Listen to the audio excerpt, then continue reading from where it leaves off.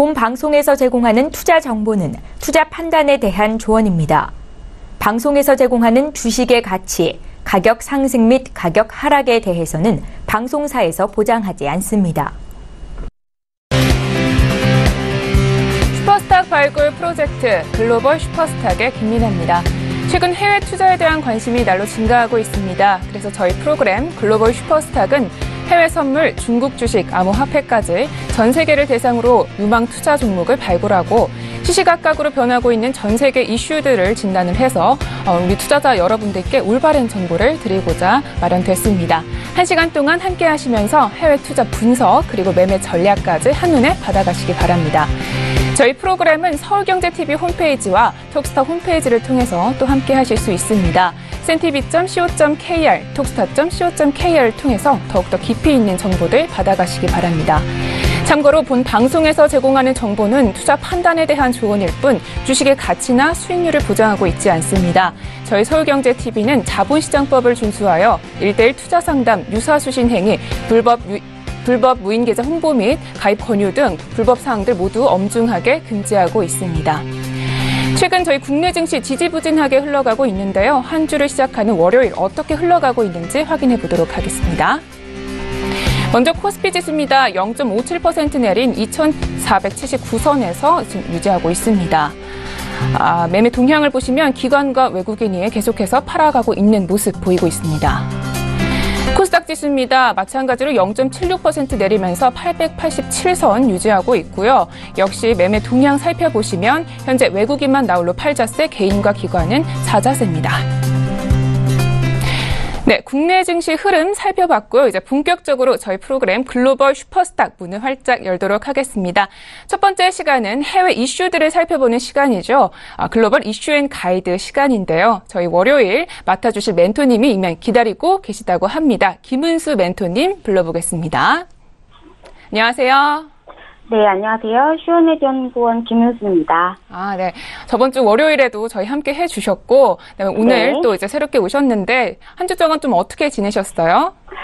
글쎄, 지금 일주일 만에 좀 다시 만나 뵙게 됐습니다. 그래서 지난주, 오늘 제가 준비한 거는 이제 각종 글로벌 이슈들과요. 이번 주 증시 상황을 아주 쉽고 명확하고 재밌게 좀 알려드리려고 제가 준비를 했는데요. 지켜보시면 좋겠습니다. 네. 벌써부터 저희 김은수 멘토님이 팬이 생기지 않았는가 이렇게 우려가 되는데요. 저희 먼저 이슈 짚어보기에 앞서서 해외 선물 시장 어떻게 끝났는지 스탁으로 먼저 확인해 볼게요. 먼저 나스닥 지수입니다. 0.39% 내리면서 7,016선 이어가고 있습니다. 바로 이어서 S&P 500 지수 볼게요. 네. 해외 선물 이슈 판단하기 앞서서 먼저 해외 선물 지금 흐름 한번 알아보겠습니다. 네, 이슈 바로 보도록 하겠습니다. 첫 번째 이슈입니다. 미국과 유럽연합, 중국의 무역전쟁이 전면전으로 치닫고 있다라는 뉴스입니다. 네, 두 번째 이슈 보도록 하겠습니다. 러시아와 영국의 이중 스파이에 대한 러시아의 암살 시도 개입설 때문에 지금 현재 영국과 러시아 관계가 최악으로 치닫고 있다라는 소식입니다. 네, 앞서서 좀 스탁으로 확인을 못 드렸는데요. 저희 김은수 멘토님이 앞서 어떻게 끝났는지 기술적 분석을 통해서 또 설명해 주신다고 합니다. 네, 멘토님. 네, 지난 주 같은 경우 보시면요. 지금 다우를 먼저 말씀드릴게요. 다우 지수 같은 경우는 0.29% 상승하면서 24,946선에서 거래가 마감을 했습니다. 그리고 S&P 500 같은 경우는 0.17% 상승한 2,752선에서 거래를 마감했고요. 나스닥 같은 경우는 나스닥 종합은 아주 보합권으로 7,481.99에 거래 마감을 했습니다. 제가 선물지수 좀 간단하게 말씀을 드리자면요. 지금 선물지수 같은 경우에는 나스닥 지수 지금 선물 마이너스 0.51% 하락한 7,009선에서 움직이고 있는 상황입니다. 그리고 지금 달러 인덱스 같은 경우는 0.15% 상승하면서 89.885에 지금 움직이고 있는 상황이고요. 크루드 오일 같은 경우는 마이너스 0.37% 하락한 62선에서 지금 움직이고 있는 상황입니다. 마지막으로 골드 한번 보시면요. 마이너스 0.22% 하락한 1311건에서 지금 움직이고 있는 상황입니다. 알겠습니다. 현재 경제 지표는 호조를 보였으나 아직까지도 무역 전쟁에 대한 우려가 남아있기 때문에 혼조세를 보였다라는 말씀 잘 들었습니다. 자, 그러면 계속해서 이슈 분석해 보도록 할 텐데요. 김은수 멘토님, 첫 번째 이슈 어떤 기사인지 내용 부탁드리겠습니다. 일단은 제가 준비한 이 첫 번째 이슈는요, 지금 EU, 즉 유럽연합하고 중국이 미국의 관세 부과에 맞서서 이제 보복적인 대응을 공개한 그러한 기사입니다. 유럽연합에서는 보복 관세를 부과할 미국산의 제품들을 좀 공개를 한 상태고요. 중국도 지금 중국 국부펀드에 투자금 회수를 진행한 상태입니다. 미국 국채 추가 매각 방안까지도 논의를 하고 있습니다. 이뿐만이 아니고 브라질 역시 WTO의 제소 및 보복 관세 조치를 발표하고 있는 예정인데요. 반면에 지금 미국도 가만히 있지를 않습니다. 중국에 대해서 추가 관세, 투자 제한, 비자 발급 제한 등 이 압박, 즉 3종 세트를 지금 예고를 한 상황인데요. 이제 이렇게 되기 때문에 지금 중국하고 EU는 지금 미국의 통상 압박에 대응하기 위해서 이제 공동 전선을 좀 모색하고 있는 모양입니다. 시진핑 중국 이제 국가주석은 17일에 통화를 했습니다. 17일 앙겔라 메르켈 전화 통화를 가지고 한마디로 G20에서 좀 난타전이 예상이 되고 있다. 그러한 기사를 볼 수가 있습니다. 네, 전반적으로 지금 보면 이제 미국 트럼프 행정부가 EU와 중국을 대상으로 계속 공격을 하고 있는 상태다라는 말씀이신데, 좀 보면 미국도 조금씩 불리해지고 있는 것 같습니다. 마치 EU 그리고 중국, 미국이 약간 삼국지를 보는 것 같이 보이는데, EU랑 중국이 나중에 공조를 하게 되면 미국이 좀 어떻게 대응을 하게 될까요? 네, 여기 제가 사진 이거 보면서 말씀드리겠습니다. 지금 미국은 G20 재무장관 회의에서 이제 반중 전선을 구축하려고 했습니다만 이미 지금 EU는 중국과 지구 역사상에서 가장 친해져 있는 상황이거든요. 그래서 올해 들어서 중국이 이미 지금 벨기에하고 스페인 국채에 투자를 하고 있고 유로화 자산에 그러니까 미국에서 유로 쪽으로 이제 투자를 하고 있는 상황이라고 보시면 됩니다. 그래서 유럽연합 역시 위완화 투자를 좀 늘릴 상황이고, EU하고 중국은 이전부터 반미 전선을 좀 구축 중인 거죠. 이전부터. 그래서 EU 제재를 포기하지 않는 한 EU는 반중 전선에 동참하지 않을 것이다. 그러니까 중국과 같이 이어가겠다. 미국은 이제 조금 저쪽으로 이제 멀리 하겠다라는 이런 말로 볼 수가 있는데요. 중국은 지금 독자적으로 지금 관세 폭탄을 금융 폭탄을 맞대응으로 지금 모색을 하고 있는 상황입니다.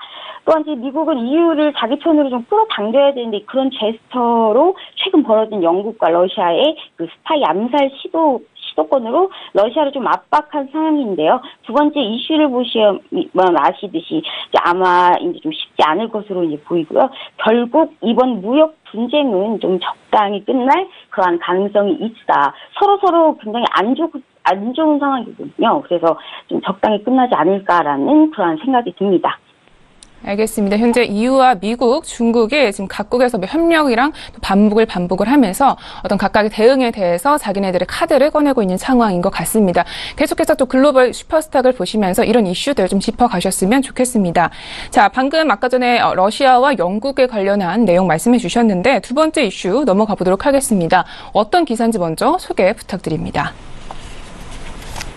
네, 지금 두 번째 이슈 보시면요. 지금 영국, 러시아 스파이 암살로 일촉 출발했다. 그러니까 냉전 시대가 회귀가 됐다라는 말인데 지금 전직 러시아 스파이 암살 기도 사건으로 좀 영국과 러시아의 관계가 지금 최악으로 치닫고 있는 상황입니다. 그래서 이 사건으로 영국과 러시아 외교관이 이제 추방을 했습니다. 이에 대해서 러시아 역시 영국 외교관을 추방을 하면서 이제 서로 맞붙을 이제 그런 상태인데요. 사실 이미 영국은 이 해당 사건에 대한 진상에 대해서 좀 최후 통첩까지 한 상황이고, 하지만 이런 전개가 좀 양국의 정치적인 이해 관계가 좀 맞물려서 사실 좀 요란하게 진행되고 있다. 이렇게 보시면 될 것 같습니다. 러시아 같은 경우에는 오늘 대선을 앞두고 푸틴 대통령이 좀 연임을 위해서 굳히기 전략에 좀 매우 유용하게 활용되고 있는 거죠. 지금 영국 메이 총리 역시 극우파 쪽의 지지율 상승 제조로 아주 좋은 사건이기 때문에 이걸 한 목소리를 내기는 사실 쉽지가 않습니다. 그리고 ECB에서 이제 선호 움직임에 약국가의 선호 움직임에 대해서 유리한 사건이 이용되고 있는 그러한 기사다라고 볼 수가 있습니다. 저도 이 사건을 좀 유심히 지켜보고 있었는데요. 지금 멘토님의 말씀으로는 러시아든 영국이든 이 사건 덕분에 정치적으로는 어떻게 보면 내부 결속이 좀 다져질 수 있다라는 말씀이신 것 같습니다. 무역 전쟁도 그렇고 지금 영러 분쟁까지 굉장히 복잡한 상황이 이어지고 있는데 우리 시청자분들은 이 스파이 암살 시도 개요에 대해서 잘 모를 수도 있습니다. 그래서 짧게 좀 소개 좀 부탁드리겠습니다. 네, 지금 러시아의 지금 스파이였던 세르게이 스크리팔은요, 지금 2006년에 러시아의 정보기관 인물들이 담긴 극비의 문서를 영국의 영화 007에서 나오는 M16에 넘기고 영국을 좀 망명을 합니다. 즉 스크리팔은 지금 이중 스파이였다는 말입니다. 그래서 러시아는 이 스크리팔을 제거하기 위해서 엄청난 노력을 좀 해왔던 상황입니다. 근데 지난 4일에 스크리팔 부녀가 독극물 공격에 의식 불명에 좀 빠졌는데요. 지금 여기에서 이 독극물이 러시아의 화학무기인 노비촉, 러시아에서만 지금 만든 러시아의 노비촉이 사용되면서 영국은 배후를 지금 러시아로 지목을 하고 있는 상태고 러시아는 이를 아주 지금 적극적으로 지금 부인하고 있는 그런 상황입니다. 알겠습니다. 자, 그러면 지금 러시아 대선이 이제 코앞입니다. 거의 푸틴 대통령이 압승을 할 것 같은데요. 이러한 결과와 또 사건들이 사실상 유로화에도 좀 영향을 줄 것 같습니다. 어떤 영향을 줄지도 좀 궁금하고 또 추가적으로 사실 22 드라기 총재가 지금 발언 때문에 원하는 그런 구도로 지금 유로화가 좀 약세의 그림을 보여주고 있습니다. 지금 해외 선물 이슈를 좀 통해서 유로화에 관련해서 어떻게 이어질지 좀 흐름 분석도 부탁드릴게요. 사실 작년까지만 해도 푸틴의 이 재선이 좀 쉽지가 않았던 상황이었습니다. 유가가 좀 폭락을 하면서 러시아 경제가 좀 안 좋아졌기 때문인데요. 하지만 지금 작년 하반기부터 좀 유가가 반등을 하지 않았습니까? 그래서 올해 60달러대를 계속 지지를 하고 있으면서 푸틴의 지지율이 같이 다시 오르기 시작을 한 거거든요. 지금은 지금 당선이 유력한 상황입니다. 거의 지금 푸틴이 될 것이다라는 게 70% 이상 시민들이 얘기를 하고 있고 지금 유가 측면에서 봤을 때는 러시아는 전 세계 최대 산유국이고 수출국입니다. 그래서 비오펙 국가 중에 감산의 키를 갖고 있다. 지금 감산합의를 연장을 하고 있는 상황이죠. 그래서 감산의 키를 가지고 있는 핵심 중에 핵심 국가이기 때문에 그래서 지금 푸틴의 재선은 현재 지금 감산 공조의 지속, 그러니까 감산합의 지속으로 봤을 때 유가 상승의 재료로 볼 수가 있기 때문에요. 그리고 지금 유로화 역시 푸틴의 재선으로 최근에 지금 긴장 상태가 좀 계속되고 있는 상황입니다. 그래서 유로화 역시 푸틴의 재선으로 조금 유로화 상승을 좀 제한시키는 그러한 요소가 될 수가 있고요. 하지만 유가나 유로화는 당장 이번 주에 또 다른 큰 이벤트죠. FOMC 회의하고 G20 재무장관 회의에 포커스가 맞춰진 상황입니다. 러시아 대선하고 이번 사건의 영향력은 그렇게 크지 않을 전망이기 때문에 이번에 하는 FOMC 회의 그리고 G20 재무장관 회의에 좀 더 포커스를 맞춰서 보시면 더 좋을 것 같습니다. 알겠습니다. FOMC 회의와 지금 G20 재무장관 회의에 좀 포커스를 맞춰서 잘 보시라는 말씀까지 잘 들었습니다. 오늘의 이슈는 여기까지 분석을 하도록 하고요. 자, 그러면 오늘 이 이슈들을 잘 반영을 해서 우리 매매 전략까지 또 잘 수립을 해야겠죠. 오늘의 가이드 한 말씀 부탁드릴게요. 지금 사실상 오늘 가이드 한 문장은 미중 무역 전쟁은 소위이죠. 대두 선물 이게 대두 선물에 영향이 있고 영러 분쟁은 유가화 유로화다 이렇게 한마디로 할 수가 있겠네요. 미중 무역 전쟁은 대두 선물, 영러 분쟁은 유가와 유로화를 지켜보자라는 말씀이신군요. 네. 이 가이드에 따라서 또 설명을 잘 해주셔야겠죠? 일단은 지금 가이드에 보시면 무역 전쟁은 이제 대두 선물로 전쟁이 일어날 수 있다는 것을 볼 수가 있고요. 대두 선물. 제가 오늘 준비한 거는 크루드 오일 한번 보시면요.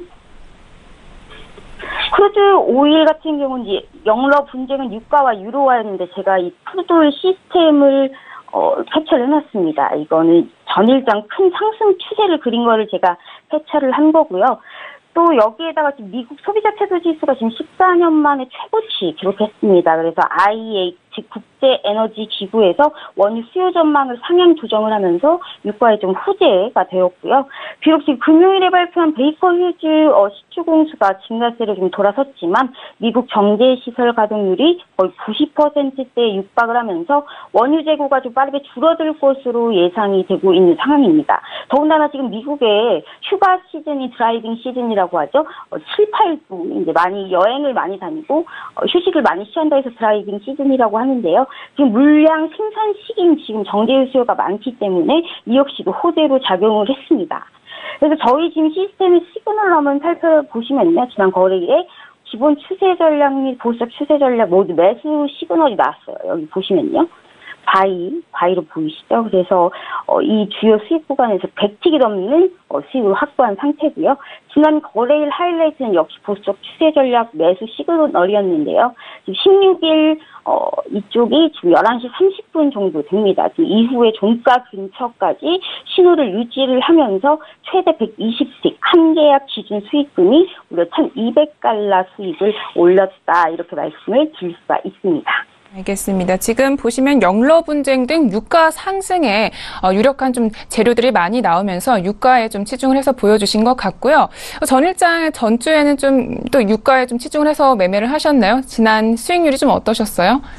수익 같은 경우는 방금 제가 이제 영러 분쟁에는 유가와 유로화라고 했는데요. 제가 같이 시스템 보여주면서 얼마나 수익을 받는지 아까 확인을 한 상태인데요. 지금 한마디로 보수적 추세 전략 매수 시그널이 나왔습니다. 지금 여기 보시면 빨갛게 이 선에 알아보기 쉽게 바이라고 떠 있죠. 제가 이제 매수 시그널이 나와서 이때 매매를 들어갔는데요. 최대 120틱, 그러니까 한 계약 기준으로 수익금을 1,200달러의 수익을 제가 옮겼다. 이렇게 말씀드릴 수가 있네요. 알겠습니다. 네. 글로벌 이슈앤 가이드는 여기까지 들어보겠습니다. 김은수 멘토님, 월요일 항상 함께 해주셔서 감사하고요. 또 저희 한 주 잘 보내시고 다음 주 월요일 또 뵙는 거죠? 네, 알겠습니다. 월요일에 뵙겠습니다. 네, 김은수 멘토님만 인사드리겠습니다. 감사합니다. 네, 감사합니다.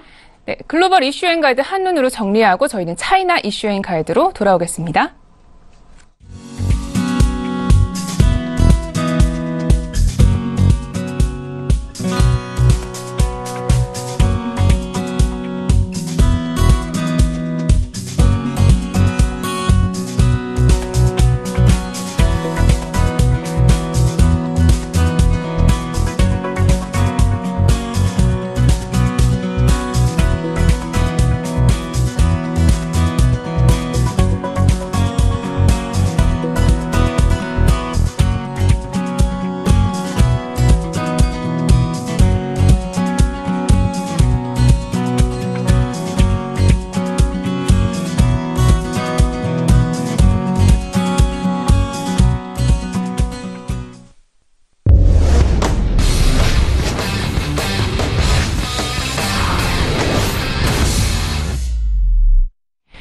슈퍼스탁을 찾아가는 과정에서 여러분의 가이드가 되어드리는 저희 글로벌 슈퍼스탁. 이번에는 차이나 이슈앤 가이드 시간으로 돌아왔습니다. 중국 시장 한번 분석하고 또 유망 기업들 어떤 것들이 있는지 소개를 해드릴 텐데요.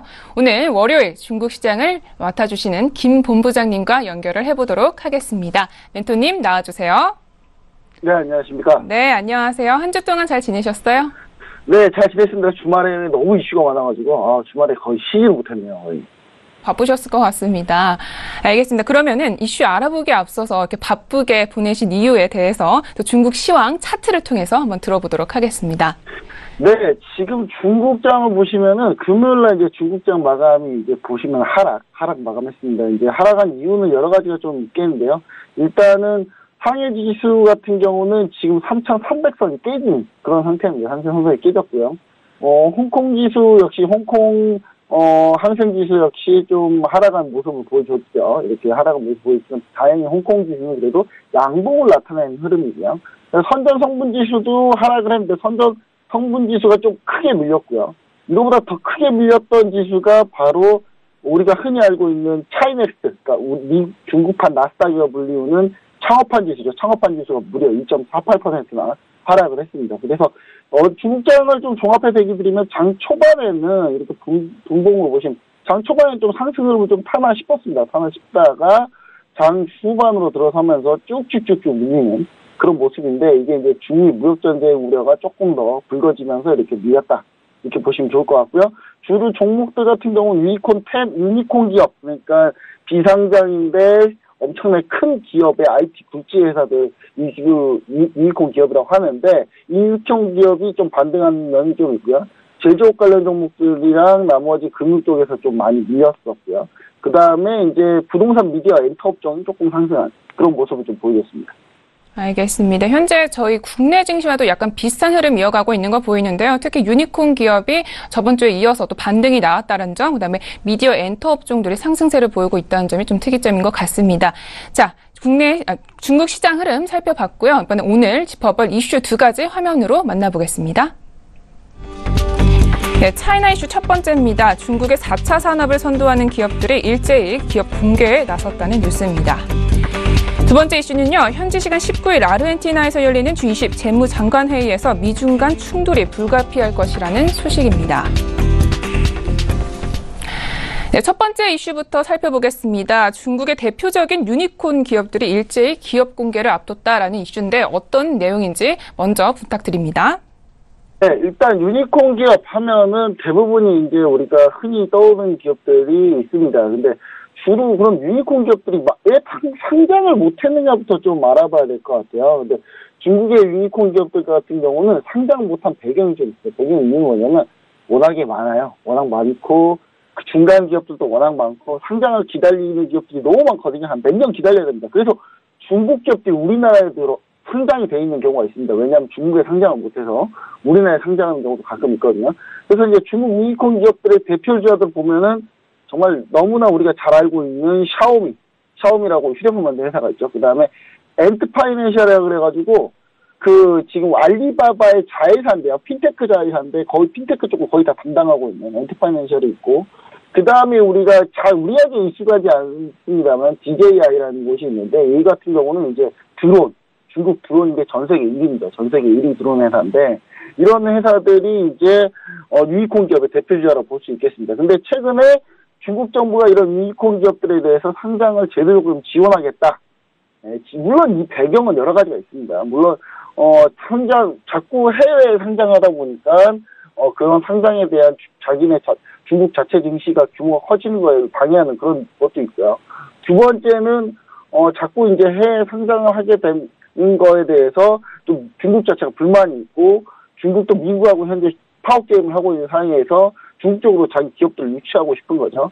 그리고 이제 대표적으로 폭스콘이라고 유명합니다. 그 애플의 휴대폰 부품사인데요. 폭스콘 공업 인터넷이 이례적으로 상장 절차가 좀 간소화돼가지고 4월에 상해 지수에 상장이 될 예정입니다.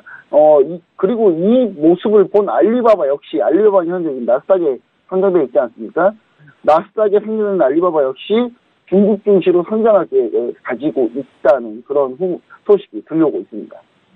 네, 방금 소개해 주신 이런 유니콘 기업들 중에는 굉장히 중국이 자랑하고 있는 대기업들이 굉장히 많아요. 사실상 이미 상장되어 있다라고 생각하시는 분들도 많을 것 같은데, 지금 다 이 기업들은 아직 비상장이시라는 말씀이신가요? 아니면 뭐 다른 곳에 지금 상장되어 있다라는 말씀이신가요? 네, 여러 가지가 좀 접목되어 있다, 뭐 이렇게 보시면 되겠죠. 비상장도 있고, 홍콩에도 상장돼 있고, 미국에도 상장돼 있고, 다 나눠서 상장되는데, 중국의 계획은 얘네들을 모두 다 이제 모아오겠다, 다시 상해로 불러오겠다. 상해 종합지수로 아마 거의 다 편입될 것 같은데, 상해로 불러오겠다라는 건데요. 이 공기업들이 중국이 자랑하는 대기업들 하면은 이것들 말고도 여러 기업들이 또 있습니다. 어떤 기업들이 있냐면, 흔히 우리가 이런 유니콘 기업, IT 기업이 많거든요. 근데 중국에서는 이 기업들을 뭐라 그러냐면, BATJ라고 이제 간단하게 부르는데, B, 바이두, A, 알리바바, 그 다음에 T, 텐센트, 그 다음에 J, 진동, 이렇게 볼 수 있는데, 텐센트는 이제 딴 데 상장돼 있죠. 알리바바 나스닥에 상장돼 있고, 그 다음 이 밖에도 웨이보, 시크릿, 네비즈, 써니옵티컬이라는 정말 굴지의 IT 기업들이 상당히 많이 있습니다. 근데 이 기업들이 대부분이 뭐 텐센트 같은 경우는 대표적으로 홍콩에 좀 상장돼 있고, 그 다음에 알리바바는 나스닥에 상장돼 있다거나, 진동도 다른 데 상장돼 있고요. 그 다음에 이제 이게 흩어져 있는 거죠. 얘네들을 전부 다 모아오겠다. 이렇게 좀 보시면 좋을 것 같습니다. 그래서 그런 부분에 대해서 적극적으로 정책적으로 많이 지원을 하고 있는 그런 상황인 거죠. 현재 IT 기업들이 대부분이 홍콩이나 미국 증시에 상장되어 있다라는 멘토님 말씀 드려봤는데요. 이러한 유니콘 기업들이 중국 본토로 들어오게 되거나 혹은 뭐 CDR 같은 형태로 좀 추가 상장이 진행이 되면 사실상 장단점들이 또 많이 있을 것 같아요. 근데 아직까지도 중국 쪽에는 증권거래 불신들이 좀 있기 때문에 해외 투자자들의 입장에서는 오히려 좀 더 안 좋을 수도 있는데 이 부분에 대해서는 어떻게 생각하시나요? 네, 그 MC님 말에 적극적으로 좀 약간 공감하는 바이고요. 물론 장단점이 다 존재합니다. 존재하는데 일단 우리가 봤을 때는 약간 단점적으로 보이는 게 어떤 부분들이냐면요. 중국 같은 경우가 상당히 좀 우리가 흔히 말하지만 약간 가림막에 가려져 있는 그런 제도적들이 많이 있고 공산국가다 보니까 한 번에 제도가 바뀔 가능성도 많이 있지 않습니까? 그래서 일단 중국 투자자들이 볼 때는 직접 투자가 좀 더 쉬워지겠죠. 예를 들어 내가 중국 사람이면 내가 알리바바에 투자하려면 굳이 미국 주식까지 해가지고 나스닥까지 가서 거래를 해야 되는데 그렇게 하지 않고 당장 상해 그러니까 중국 내에서 거래할 수 있다라는 장점이 좀 있을 거고요. 다만 외국인 투자자들이 봤을 때는 이게 이제 중국 같은 경우가 과연 기업 이제 중국 어디 거래소에 있고 어느 나라의 통제를 받느냐에 따라서 그 나라의 회계 기준이나 이런 감사나 이런 시스템들이 다 각각 다르거든요. 근데 나스닥에 상장되는 경우 알리바바 같은 경우는 미국의 그런 금융제도를 상당히 믿을 수 있는 신뢰할 수 있는 수준인데 과연 중국 같은 경우가 그런 게 되느냐의 문제인데 제가 봤을 때 뭐 그렇게 또 신뢰하지 않을 수준까지 되지는 않는다라고 보여지고요. 왜냐하면 요즘 중국에서 나오는 자료들이나 레포트 상당히 많이 객관적으로 많이 올라온 상태거든요. 그래서 그런 부분들이 어느 정도 일말의 좀 의심과 의구심이 있겠지만 그래도 그게 완벽하게 그걸 가로막고 있지 않다. 이렇게 좀 보여지고요. 그다음 다만 이제 중국 증시에서 골칫거리가 뭐냐면 비유통주 문제나 이런 여러 가지 문제들이 있습니다. 비행자 금융에 따른 그런 안 좋은 그런 사례도 많이 있고요. 그래서 그런 부분들이 중국 증시에서 어떻게 이제 시스템적으로 이거를 중국 정부에서 어떻게 보완을 해주느냐. 보완을 많이 해주면 해줄수록 그 외국에 있는 기업들이 다시 중국으로 다시 돌아가지 않을까. 그렇게 좀 생각을 해볼 수 있겠네요. 알겠습니다. 이 시스템 보완 여부가 좀 관건으로 작용을 할 것 같고 지금 계속적으로 공식력을 확보하고 있는 상태다라는 말씀까지 잘 들어봤습니다. 자, 계속해서 그럼 다음 이슈도 좀 알아보도록 하겠습니다. 자, 아르헨티나에서 열리는 G20 재무장관 회의에서 지금 미국이 반중 전선을 좀 구축하려고 하는 그런 움직임을 보이고 있습니다. 이 내용에 대해서도 뉴스 한번 살펴보도록 하겠습니다. 네. 일단 아르헨티나에서 지금 19일 날, 오늘 참 이슈가 많아요. 오늘 푸틴, 그러니까 러시아 선거도 오늘 결과가 지금 이미 나왔을 거고요. 그 다음에 오늘 G20 재무장관 회담도 있고, 그 다음에, FOMC 회의도 있고, 참 많은데, 이 G20 재무장관 회의에서 미국하고 중국하고 이제 충돌 가능성이 상당히 좀 높아지고 있습니다. 미국은 이제 다른 G20 국가들한테 이렇게 얘기를 하고 있죠. 중국 그동안 불공정 보조금이랑 투자 정책 상당히 좀 불공정하다. 그래서 그런 부분에 대해서 우리 같이 공동으로 중국에게 이런 얘기를 해보자라고 하는데 하지만 이제 이 얘기를 EU에서 그렇게 반갑겠지 않습니다. 왜냐하면 너네는 우리한테도 뭐라 하고 나중에 같이 편들어서 중국한테도 지금 뭐라고 해야 된다라고 따지는데 그런 부분에 대해서 EU에서 공감을 하고 있지 않은 거죠. 그러니까 EU 국가들은 같은 경우는 미국과 공조할 가능성이 좀 낮지 않을까라는 생각을 해보고요. 그리고 이제 중국의 보복 관세에 대해서 구체적인 툴을 이제 이번에 공개를 할 가능성이 상당히 높은데 미국 같은 경우가 미국에 이제 미 국채가 있는데 미 국채 최대 보유국이 바로 중국입니다. 그래서 중국 같은 경우가 여기에 대한 대응책으로 미 국채를 매도한다든지 하는 그런 부분들을 좀 정책적으로 실행할 가능성이 좀 높다. 그러니까 미국이 이번 G20 재무장관이 어떻게 나오냐에 따라서 중국도 어떻게 대응할 것인지가 나오는데 미국이 세게 나오면 중국도 세게 나갈 가능성이 상당히 높다라는 거죠. 근데 지금 현재 미국 채권 최대 보유국 중국 같은 경우가 미 국채 보유량을 지속적으로 지금 감소를 하고 있습니다. 그러니까 채권 보유량을 계속 줄이고 있는 거죠. 그러니까 신규로 채권 나온 거 안 사고 기존에 만기 있는 거 그대로 만기에 끝내버리고 아니면 팔아버리고 그런 식으로 이제 계속 하고 있는데 이게 지금 1조 1,700억 달러로 연중 최저치를 기록하고 있습니다. 근데 지난 시간에 우리 이 내용에 대해서 좀 살펴봤었는데 사실 중국 철강에 지금 추가적으로 관세를 부과한다라는 것은 중국에 좀 큰 타격이 되진 않을 거다. 뭐 이런 진단이 있었어요. 근데 특히 사실 전방위적인 압박이 좀 더 가세가 되고 또 직접 재산권 같은 경우에 좀 침해 이슈로 좀 부각이 되게 되면 아무래도 중국에 좀 타격이 좀 불가피하지는 않을까요? 예, 일단 MC님께서 얘기해 주신 대로 가장 중국의 아킬레스건이 지적재산권 뭐 이런 거거든요. 약간 그러니까 예를 들면 우리나라만 예를 들면 최근에 우리나라에 이제 뭐 아이돌 육성 프로그램 뭐 이런 것들도 중국 같은 경우 막 따라 베껴서 하고 막 그런 경우도 지금 상당히 많은데 물론 텐센트가 이번에 새로 샀습니다. 사서 진행한 것도 있긴 하지만 중국 같은 경우는 이런 지적재산권 침해가 상당히 많거든요. 그런 부분에 대해서 지금 상당히 걸고 넘어질 경우 중국 같은 경우 분명히 타격이 있습니다. 왜냐하면 다른 나라 다 공감하는 바이기 때문에. 근데 이제 과연 다른 국가들이 얼마나 거기에 대해서 미국의 얘기를 그래 우리가 다 그렇게 생각해. 그래서 중국에 이렇게 제재를 해야 되겠어. 이렇게 생각할지는 살짝 의문이라는 거죠. 왜냐하면 이유가 지금 당장 미국하고 첨예하게 대립하고 있어요. 지금 뭐 EU 같은 경우도 이번에 미국의 보복 관세로 리스트를 딱 발표했는데 어마어마한 리스트를 발표했습니다. 그러니까 그 정도로 현재 지금 미국과 지금 첨예하게 대립하고 있어서 제가 봤을 때는 뭐 이런 부분들이 과연 다 미국 혼자서만 중국을 이렇게 이렇게 무역 전쟁에서 이렇게 중국에 견제를 하는 게 과연 가능할지 다른 국가들이 좀 많이 좀 이어줘야 됩니다. 네. 지적재산권 침해에 이제 동의는 하지만 과연 미국의 편을 들어줄지 말지는 아직까지는 의문이다. 이렇게 보시면 되겠고 아까 앞서서 미국채 관련해서 간단하게 좀 얘기를 해주셨어요. 지금 중국이 미국채를 좀 대량으로 매도를 할 수도 있다. 이렇게 말씀해 주셨는데 이런 가능성에 대해서는 좀 멘토님 어떻게 생각하세요? 뭐 가능성은 좀 짧게 보고 있습니다. 왜냐하면 가능성이 높지 않은 게 중국이 미국채를 대량 매도할 경우 중국 자체가 미국채를 많이 들고 있잖아요. 가격이 떨어지겠죠. 가격이 떨어지면 중국의 자산 평가금이 또 떨어집니다. 그래서 서로 이게 제등에 발등 찍기다 뭐 이렇게 좀 이렇게 생각하시면 좋을 것 같네요. 오늘 방대한 차이나 이슈까지 잘 살펴봤는데요. 이런 이슈들이 좀 많아서 아무래도 매매 전략을 수립하는데 더욱더 어려움을 겪으실 것 같습니다. 그래서 오늘의 가이드에 좀 주목을 해주시면 좋겠는데 자 멘토님 오늘의 가이드 한 줄 평 부탁드릴게요. 트럼프발 자승자박. 트럼프발 네, 자승자박은 어떻게 보면 자기가 놓은 덫에 자기가 걸린다 이런 뜻이 아닌가요? 이러한 그러니까 네네. 이번에 중국 프로그램인 만큼 사자성어로 해봤는데요. 도끼에다가 자기 발등을 찍고 있다. 지금 뭐 이렇게 볼 수 있겠습니다. 중국도 그렇고 미국도 그렇고 이렇게 무역전쟁이 계속하게 되면 결국 자기 발등에 자기가 찍는다. 뭐 이렇게 보시면 좋을 것 같네요. 알겠습니다. 오늘의 가이드 한 줄 평 굉장히 재밌게 준비를 해주셨는데 트럼프 자승자박이라고 말씀해 주셨고 자 이러한 가이드에 맞춰서 우리 매매 전략 또 유망 기업은 어떤 것들이 있는지 살펴봐야겠죠. 오늘 준비해 주신 기업은 어떤 기업이신가요? 네, 오늘 같은 경우 최근에 무역 분쟁이 많이 발생하고 있는데요.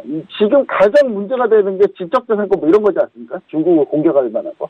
근데 중국 같은 경우가 요즘에는 그것도 귀찮아요. 아예 그냥 사버리자. 기업들을 그냥 따라하지 않고 그냥 아예 그 기업을 통째로 사버립니다. 그 먹성 좋은 기업 하나를 소개시켜 드리려고 합니다. 먹성 좋은 기업 중에 하나가 어떤 기업이냐면 복성국제고 푸싱이라는 말을 쓰기도 하는데 이제 정확하게 상장되어 있는 상장명 검색하기 편하게요.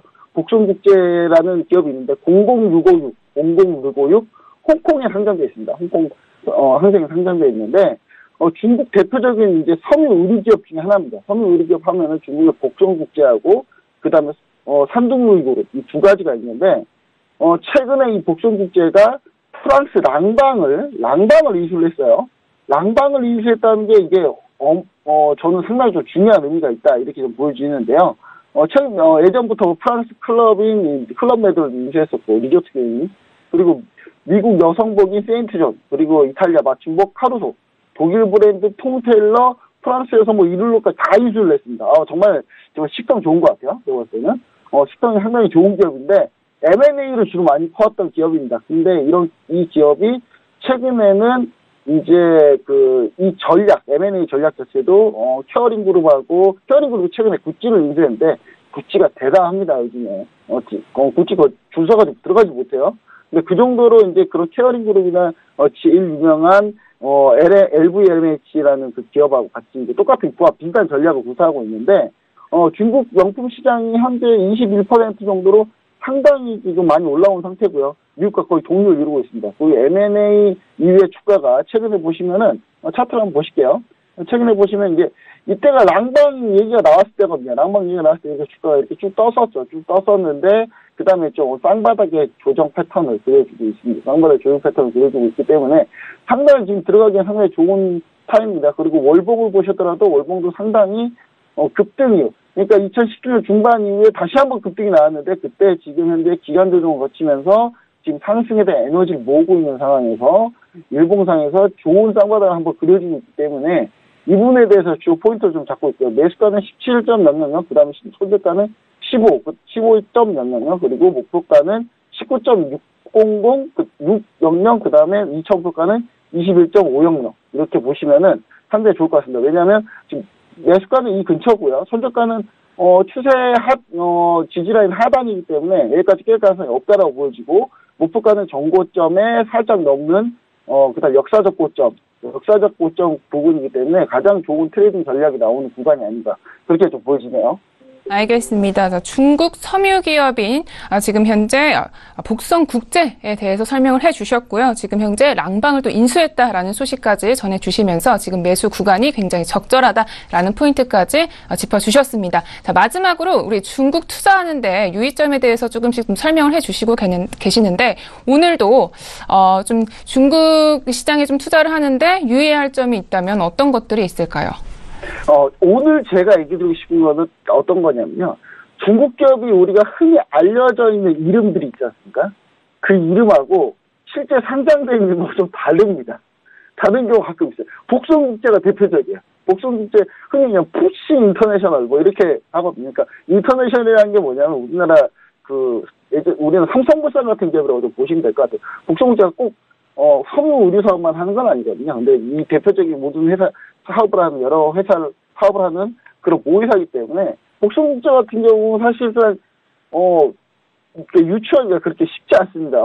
푸시 인터내셔널이었는데 이게 되게 유명한 회사들 같은 경우가 한문을 이름이 바뀌었을 때 상당히 이름이 바뀌어가지고 전혀 다른 이름으로 나올 경우도 있으니까요. 그래서 상장했을 때 명칭과 그 다음에 우리가 흔히 알려져 있는 중국 기업들의 이름을 항상 잘 매칭을 해주셔야 됩니다. 알겠습니다.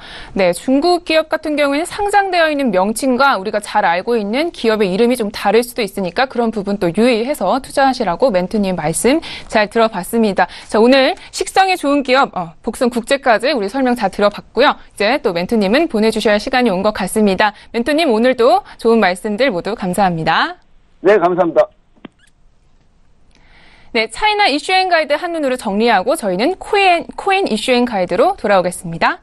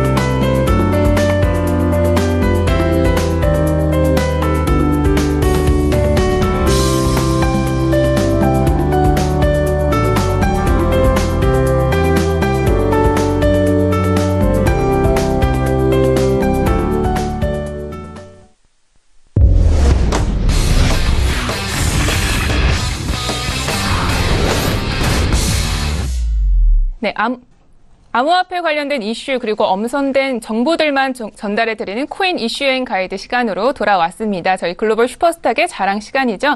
많이 기다리셨습니다. 자, 이선주 멘토님과 오늘 또 얘기 나눠볼 텐데요. 벌써 옆에 지금 나와 계십니다. 인사부터 드릴게요. 안녕하세요. 네, 안녕하세요. 반갑습니다. 오늘 너무 화사하신 거 아니에요? 네, 이제 봄을 맞이해서 좀 화사하게 입어봤습니다. 멘토님 때문에 제가 좀 죽는 게 아닌가 걱정까지 되는데 너무 아닙니다. 아름다우십니다. 네.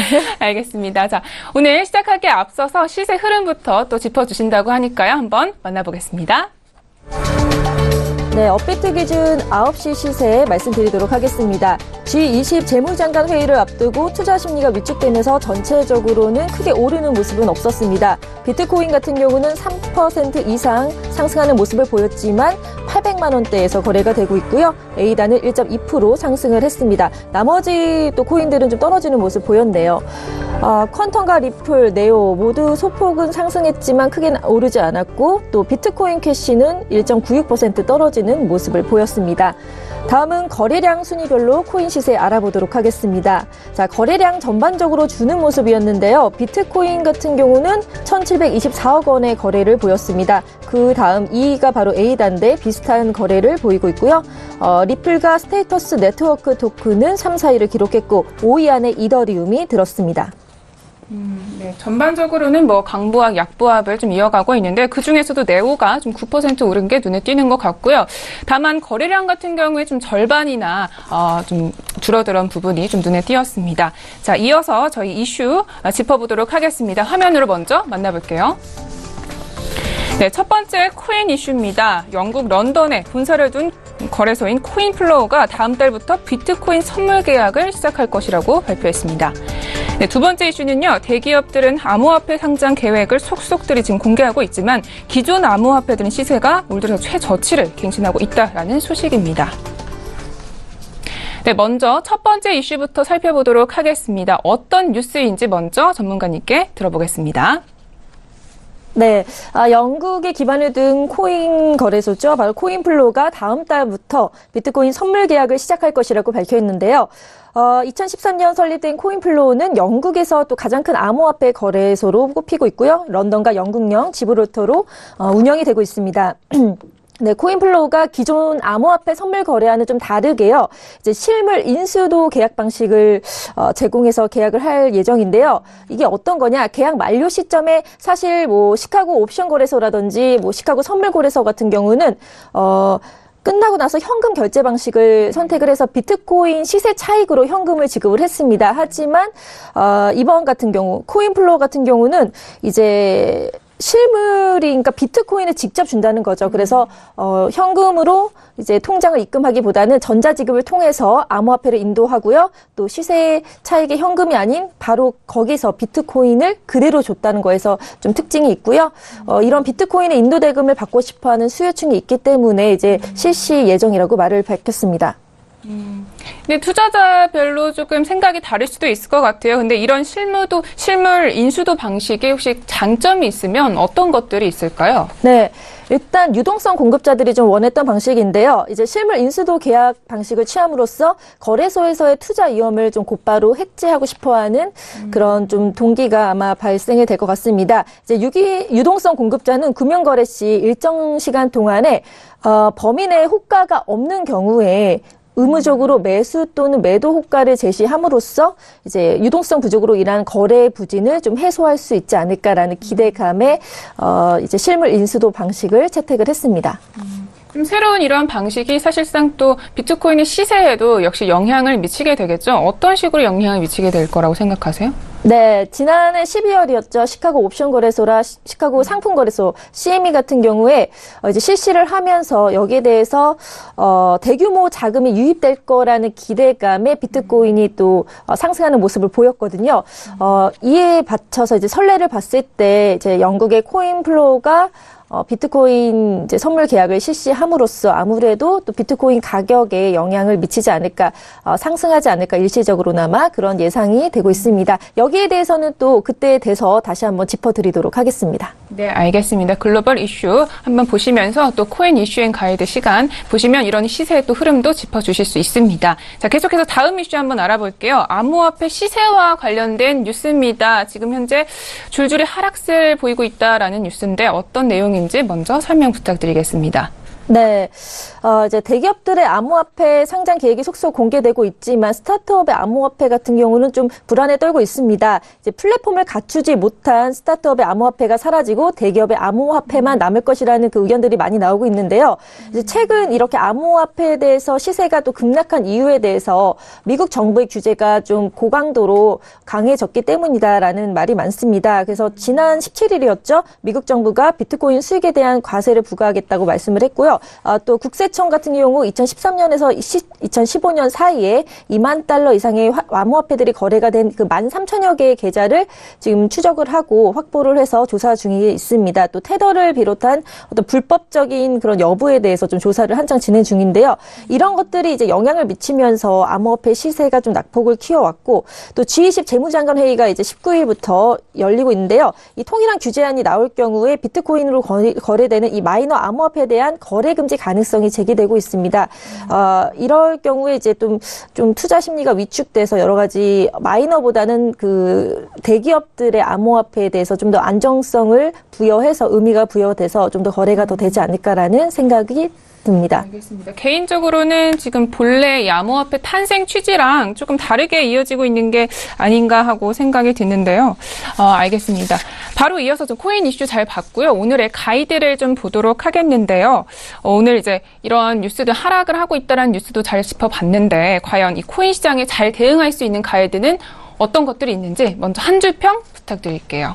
네, 제 가이드 한 줄 평은 암호화폐 너마저 대형마트에 밀려나는 구멍가게 꼴이라는 한 줄 평을 한번 작성해 봤습니다. 사실 이제 각국 정부 규제가 잇따르면서 그 규모의 경작을 실천한 이제 대기업들의 암호화폐가 좀 승승장구할 거로 예상이 되고 있습니다. 네. 하지만 MC님께서도 말씀하셨듯이 이제 원래 블록체인 기술을 이용한 혁신적인 암호화폐의 그런 통형들을 기대하고 있었는데 그쵸. 그런 정신이 좀 상쇄되는 거 아닌가. 그래서 스타트업이 좀 더 분발해야 되지 않을까. 구멍가게 꼴이 되지 않으려면 이런 취지에서 한번 한 줄 평을 만들어 봤습니다. 알겠습니다. 자, 아는 것이 힘이다라는 말이 있듯이 저희 멘토님께서는 항상 또 새로운 주제로 준비를 해주시고 계십니다. 저희 이선주 멘토님 오늘 또 코인에 대한 자세한 정보 알려주신다고 하는데 어떤 주제로 준비를 해주셨나요? 네, 자, 오늘은 본격적으로 코인 리뷰를 시작할 텐데요. 제가 이제, 저번 주에 기업적, 기술적, 마케팅 분석이 중요하다고 말씀드렸는데, 이제 코인 하나하나를 그렇게 상세하게 말씀드리도록 하겠습니다. 첫 번째 코인 리뷰는 바로 에이다입니다. 자, 에이다는, 어떻게 나온 것인지에 대해서 좀 기업 분석부터 하면요. 본사는 홍콩에 있고요. 까르다노 재단 운영 및 관리를 하고 있습니다. 자, 경영진이 아까 나왔던 이제 남자분이 바로 찰스 호스킨슨이라는 전 이더리움 경영진이자 30대 초반 수학 천재로 알려져 있는데요. 자, 이분과 함께 이제 개발을 시작해서 2015년 시작이 돼서 2017년 10월에 최초 발행이 됐고요. 프리세일이 1차, 2차는 일본에서, 3차는 아시아, 4차부터 전 세계로 총 756억 원이 발행이 됐습니다. 그래서 2016년 ICO 4차 가격은 3원 정도 되어 있고요. 운영 플랫폼은 IOHK에서 개발한 플랫폼인 카르다노 플랫폼을 이제 대고 있고요. 현재 국내에서 업비트와 코인네스트에서 거래가 되고 있습니다. 자, 에이다의 기술 분석을 좀 해볼까 하는데요. 자, 1세대, 2세대, 3세대 이렇게 블록체인 크게 좀 나눠지거든요. 1세대가 비트코인 같이 화폐 충실한 그런 암호화폐라면 2세대는 바로 이더리움, 찰스 호스킨슨도 이더리움에 이제 참여를 했었잖아요. 계약서 작성 등 추가적인 기능을 부여한 그런 코인을 블록체인 2세대라고 하고 마지막 저희 에이다 같은 경우를 3세대라고 하는데요. 규정을 정해서 이제 고유의 틀 안에서 계속 유동적으로 변화를 추구하는 코인입니다. 그래서 3세대 코인의 대표 주자고요. 블록체인 프로토콜은 우로보로스 프로토콜을 사용하고 있고요. 채굴 방식은 DPoS라고 해서 여기에 대해서 이 채굴 방식은 좀 나중에 자세히 제가 짚어드리도록 하겠습니다. 그리고 또 함수형 언어인 하스켈로 최초로 구축된 암호화폐인데 이 하스켈을 사용함으로써 양자 컴퓨터에서 이제 해킹 이런 것들까지도 대비할 수 있는 좀 보안에 좀 강한 그런 A다라고 말씀을 드릴 수 있습니다. 네, 이렇게 일단 오늘은 기업적 그리고 기술적 분석에 대해서 좀 자세히 배워봤고요. 내일은 또 마케팅과 전망에 대해서 말씀드리도록 하겠습니다. 알겠습니다. 저 에이다에 대해서 설명을 들어봤는데요. 에이다를 또 설명을 드렸다고 해서 에이다를 또 매수하라라는 그런 신호는 아니니까요. 또 투자에 좀 주의하시길 바랍니다. 네. 자, 오늘 여기까지 좀 방문해 주셨는데 너무 시간 관계상 짧게 끝내야 될 것 같습니다. 그러니까요. 너무 아쉬운데 네. 오늘 너무 여신 같으시고 아름다워요. 아유, 감사합니다. 네, 내일은 네. 또 다른 새로운 주제로 강의해 주신다고 하니까 기대해 네. 보도록 하겠습니다. 네, 저희 코인 이슈인 가이드도 여기까지 마무리하고요. 화면으로 먼저 만나보고 정리하고 돌아올게요. 네, 화면으로 네, 이제 좀 마무리를 해야 될 것 같습니다. 저희 슈퍼스탁 발굴 프로젝트 시간이 없어서 빠르게 마무리를 해야 될 것 같은데요. 오늘도 암호화폐, 해외 선물, 중국 주식까지 유망 투자 종목들 발굴하기 위해서 열심히 달려왔습니다. 저희 방송은 서울경제TV 홈페이지와 또 톡스탁 홈페이지를 통해서 더욱더 깊이 있는 정보들 얻어가실 수 있습니다. centv.co.kr, 톡스탁.co.kr을 통해서 또 참여하시기 바랍니다.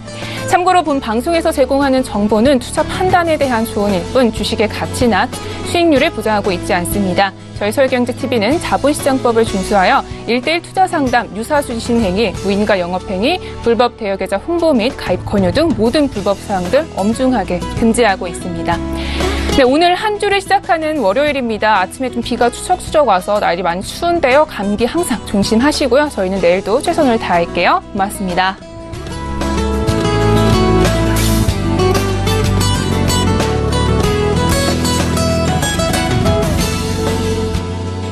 본 방송에서 제공하는 투자 정보는 투자 판단에 대한 조언입니다.